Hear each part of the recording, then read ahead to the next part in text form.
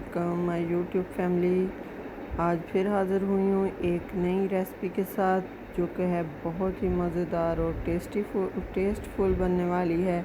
तो आइए अपनी रेसिपी को स्टार्ट करते हैं। सबसे पहले मैंने 1 कप कुकिंग ऑयल का लिया था, उसको गरम कर लिया था और उसके बाद इसमें खड़ा गरम मसाला ऐड किया था।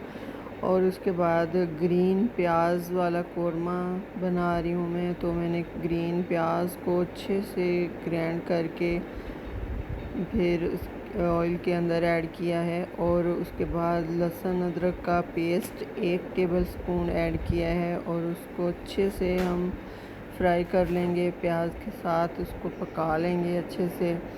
और उसके बाद हम इसमें जो चिकन मैंने मैरिनेट करके रखा हुआ था उसमें मैंने 2 चम्मच दही के ऐड किए थे और लहसुन अदरक का थोड़ा सा पेस्ट आधा चम्मच ऐड किया था और नमक और कोरमा मसाला, ये सारी चीज़ें ऐड करके मैरिनेट करके हमने तकरीबन मैंने आधा घंटा रखा था उसको।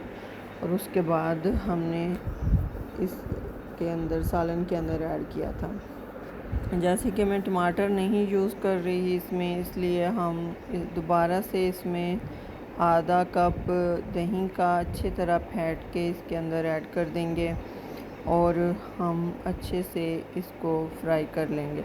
बिल्कुल हल्की आंच करके हमने इसमें लो फ्लेम पे दही ऐड करना है कि वो फट ना जाए। तो ये देखिए हमारा दही भी बिल्कुल खुश्क हो गया है और अच्छे से ऑयल आ गया है चिकन के ऊपर।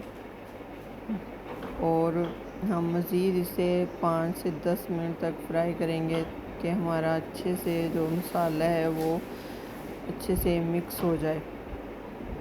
जैसे कि ग्रीन प्याज ऐड किया है, ग्रीन प्याज जो है ना सही से ना ग्राइंड होती है और ना ही अच्छे से मिक्स होती है, इसलिए ज़्यादा टाइम लेती है मिक्स होने में। और उसके बाद मैंने तकरीबन 2 कप इसमें ऐड कर दिए थे 2 कप पानी के ऐड करके इसको अच्छे से पकाया था और खुशक धनिया और ग्रीन धनिया इसमें ऐड किया था।